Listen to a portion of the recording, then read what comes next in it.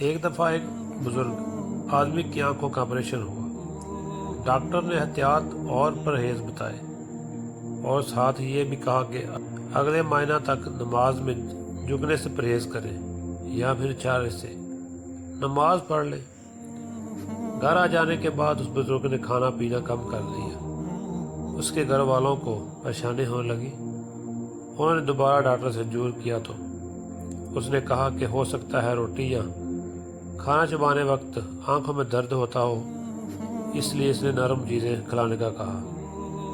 ایک دو دن تک گھر والوں نے دیکھا مگر بزرگ نے کھانے میں کوئی تبدیلی نہ لائی۔ کچھ دنوں بعد انہوں نے بزرگ سے پوچھ لیا کہ آپ کھانا کیوں نہیں کھا رہے؟ ڈاکٹر نے تو سجدہ کرنے سے منع کیا تھا، نہ کہ کھانا کھانے سے۔ بزرگ نے جواب دیا کہ جس کو سجدہ نہیں کر سکتا اس کا رزق کھاتے ہوئے مجھے شرم آتی ہے۔